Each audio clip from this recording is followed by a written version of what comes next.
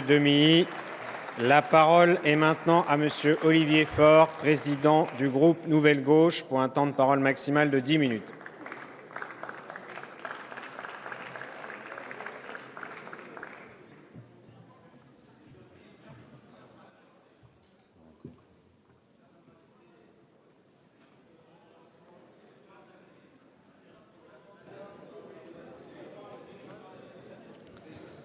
Monsieur le Président, Monsieur le Premier ministre, mes chers collègues, je regarde notre Assemblée et elle s'est profondément renouvelée.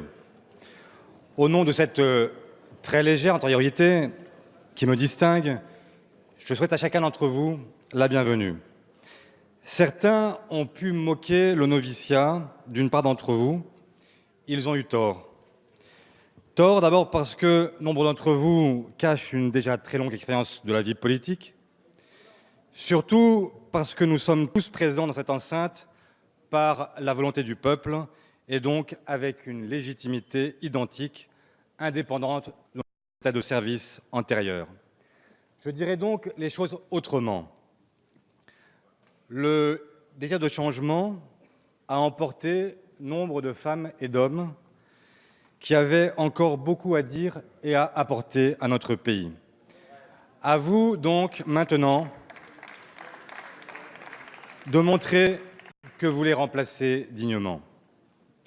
En mai puis en juin, les Français ont choisi de donner une légitimité au nouveau pouvoir, soit en affichant leur consentement par leur vote, soit en ne vous opposant pas a priori leur résistance par leur abstention. Jusqu'ici, les Français vous ont donc suivi sans tout à fait vous suivre. Les Français ont marché plus qu'ils ne se sont mis en marche. Votre majorité est la plus large de l'histoire de la Ve République, mais votre socle électoral est le plus faible. Dit avec d'autres mots, les Français souhaitent donner sa chance à une nouvelle expérience, mais leur scepticisme est encore à la hauteur de leur adhésion. Peut-être en leur fort intérieur entendent-ils la voix d'Arletty dans Les Enfants du Paradis leur souffler que, finalement, la nouveauté, c'est vieux comme le monde. Mais c'est le propre de toutes les nouvelles majorités de penser que tout commence avec elles. C'est l'enthousiasme des premiers jours, la fougue aveugle de tous les commencements. Qu'avez-vous finalement dit à nos compatriotes? Que vous vouliez opposer au mythe fané du vieux monde les rythmes, la couleur d'un monde nouveau dont vous auriez les clés. Qu'il y aurait dans cette confrontation quelque chose de plus fécond, que ce clivage entre ancien et moderne serait désormais le seul pertinent et qu'il devrait remplacer celui dépassé entre la gauche et la droite. Qu'il n'y aurait plus désormais rien entre un hypercentre progressiste et des périphéries dangereuses. Le progressisme n'appartient à personne, ni à vous, ni à moi. Chacun peut s'en revendiquer. Ses contours sont en réalité aussi flous que ceux de la modernité. Qu'est-ce que le progrès? Qu'est-ce qui est moderne? La pensée écologiste est venue depuis interroger utilement ces notions. La nouveauté, ce n'est pas toujours le progrès. Elle porte sa part d'artifice et d'illusion. Gardons-nous de tomber dans cette fuite en avant qui substituerait à l'alternance entre gauche et droite une alternance tous les 5 ans entre le neuf et le vieux, parce que viendra un jour où le neuf prendra l'apparence du monstre et où ce sera au nom de valeurs séculaires que nous devrons ensemble le repousser. Ce qui compte pour nos concitoyens, c'est le travail qui donne à chacun une dignité, la reconnaissance de leur contribution à la création de richesses, ce qui les libère des charges de la vie courante, c'est la protection de leur qualité de vie, la préservation de leur santé, la garantie de leur sécurité, la possible émancipation de leurs conditions, un véritable droit à l'avenir pour leurs enfants. En ces matières, il y a un bilan auquel le président de la République a lui-même pris sa part. La priorité absolue donnée à l'éducation, la volonté d'ouvrir l'accès aux soins à tous avec le tiers payant généralisé, la possibilité de se former désormais tout au long de la vie à partir de droits ouverts dans un compte personnel d'activité, la possibilité de conserver ses droits acquis à l'assurance chômage en retrouvant un nouvel emploi, le droit à la retraite à 60 ans pour les carrières longues, la reconnaissance de la pénibilité pour fixer l'âge de départ à la retraite, la lutte contre le réchauffement climatique avec le succès international de la COP21, l'engagement courageux de nos troupes contre le terrorisme. Ce bilan, je n'ai pas peur de dire que j'en suis fier, pas plus que je n'ai peur de dire qu'en 2012, il fallait aussi restaurer les taux de marge des entreprises françaises qui étaient parmi les plus faibles d'Europe, parce que c'est ainsi que se financent l'investissement, la recherche, le développement, le renouvellement de l'appareil productif, la formation. La gauche, ce n'est pas l'archaïsme. Alors, nous n'avons pas tout réussi. Nous n'avons pas toujours été assez loin. Nous n'avons pas toujours su non plus expliquer ce que nous faisions, ni pourquoi nous le réalisions. Nous nous sommes beaucoup divisés. Et comme toujours, nous avons d'abord regardé ce qui n'avait pas été fait avant de nous féliciter de ce qu'il avait été. Mais les nouvelles règles européennes de supervision bancaire, à la taxation du capital au même niveau que le travail, en passant par la loi de séparation bancaire, nous n'avons jamais cessé d'avancer. En rappelant ces décisions méconnues ou déjà oubliées, j'espère m'être mieux fait comprendre sur ce que progrès, à notre sens, veut dire. Hier, le président a eu cette phrase « Il sommeille en chacun de nous un cynique ». En la matière, mes chers collègues, le cynisme consisterait aujourd'hui, au nom d'un monde nouveau, à revenir sur ces belles avancées. Le cynisme, c'est aussi, comme vous venez de le faire, Monsieur le Premier ministre, de surjouer le coup très classique du bilan en matière de déficit. Je ne reviens pas sur une majorité que vous avez soutenue et qui ne fut pas exemplaire en la matière. Ce jeu-là n'apporterait rien de plus au débat. Mais préparez vos renoncements, justifiez vos coupes claires par notre bilan relève de la mystification. Pendant la campagne présidentielle, j'ai entendu Emmanuel Macron, qui n'était encore que candidat, se revendiquer de l'œuvre de figures illustres qui ont marqué notre pays.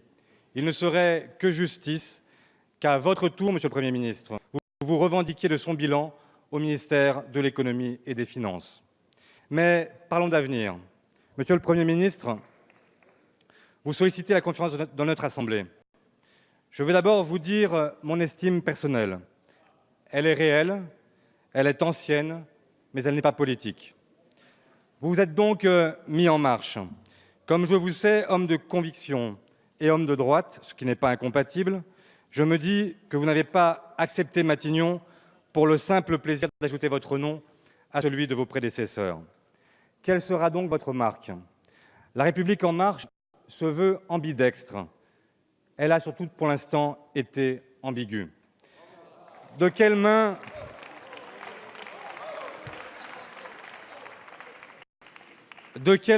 écrirez-vous donc la politique de la nation dont vous avez désormais la charge? Vous voulez transformer l'école, nous aussi. Mais à la lumière de vos premières annonces, le progrès pour tous sera-t-il au rendez-vous? Il est permis d'en douter quand montent les inquiétudes sur le dédoublement des CP, non sur le principe, mais sur les modalités, dans une dangereuse improvisation. Pourquoi donc n'avez-vous pas commencé par évaluer avant d'évoluer? C'est pourtant ce que nous avons cru comprendre hier de la méthode voulue par le Président de la République, qui ne peut être une communication sans lendemain. Vous souhaitez faire évoluer l'organisation du travail, nous aussi. Vous souhaitez pour cela renforcer l'indemnisation du chômage pour tous et ouvrir de nouveaux droits à la formation professionnelle, nous aussi. Le monde du travail est prêt au dialogue. Vous avez engagé une concertation, très bien. Mais pourquoi devrait-elle, diable, s'arrêter aux portes du Parlement? Vous décrétez l'urgence sur la loi d'habilitation, mais celle-ci ne vaut que pour la dérégulation et pas pour la création de nouvelles protections. Avec vous, l'urgence, c'est la flexibilité et la sécurité peut attendre. Alors, au lieu de ce débat tronqué, il y avait place pour un vrai débat parlementaire permettant d'aboutir à simplifier sans détruire et à favoriser la mobilité par l'institution de nouvelles sécurités professionnelles. Vous souhaitez augmenter le salaire net des salariés, nous aussi. Mais vous prévoyez dans le même temps de compenser cette hausse par une baisse du pouvoir d'achat des retraités qui paieront plus de CSG à partir de 1 200 € de pension, quand simultanément vous prévoyez d'exonérer d'impôt sur la fortune les actionnaires. Au contraire, vous pourriez utiliser la créativité de vos services pour mettre en place une CSG dégressive qui s'appliquerait, elle, à tous les revenus et pensions. Vous voulez partiellement supprimer cet impôt injuste qui est la taxe d'habitation. Nous aussi. Mais visiblement, votre volonté s'est émoussée et vous venez de renvoyer à 2022 sa réalisation, alors même qu'elle devait compenser la hausse de la CSG pour les retraités modestes. Alors, nous vous proposerons une réforme de l'impôt sur le revenu qui ouvrira un crédit d'impôt pour les 80% de contribuables que vous souhaitiez exonérer. C'est possible immédiatement, sans pénaliser les collectivités locales. Vous souhaitez approfondir la démocratie. Nous aussi. Le président a esquissé ses contours hier. Je finis, Monsieur le Président. Il vous faut conclure, Monsieur Sur l'indépendance Faure. de la justice, nous serons là. Sur le nouveau rôle confié au Conseil économique et social, nous partageons. Sur le non-cumul de temps, nous avions nous-mêmes émis la proposition. Mais nous vous appelons au discernement de chacun sur la réduction du nombre de parlementaires élus au scrutin majoritaire. Nous y reviendrons plus tard et donc je n'approfondis pas maintenant. Voilà, Monsieur le Premier ministre, nous partageons nombre de vos objectifs. Mais nous ne mettons pas forcément les mêmes décisions derrière les mêmes mots. La recherche du compromis n'est pas condamnable. Ce qu'il est, c'est de laisser penser que sur chacune de ces décisions, il n'y a plus qu'une seule réponse, celle d'une nouvelle pensée unique. Le compromis, c'est la recherche de points de vue différents, la rencontre de points de vue différents, opposés, qui s'accordent sur une réponse provisoire, une réponse qui tienne compte d'une situation, d'un rapport de force, des nécessités ou de la réalité. Cette majorité affiche sa volonté de participer au renouveau de la vie politique. Nous voulons en accepter le présage, ne pas condamner par principe, par réflexe ou par sectarisme. Nous jugerons en retour, sur pièce, notre volonté d'en finir avec les majorités caporalisées et les débats verrouillés. Nous verrons alors si vos proclamations ont une effectivité ou si elles ne sont que la traduction moderne d'une langue morte. C'est la raison pour laquelle le groupe Nouvelle Gauche a choisi de s'abstenir. Cette abstention dit notre liberté, celle de vous approuver comme celle de vous combattre. Merci. Merci, Monsieur Faure. J'invite tous les orateurs des groupes à respecter le temps de parole fixé en conférence des présidents. La parole est maintenant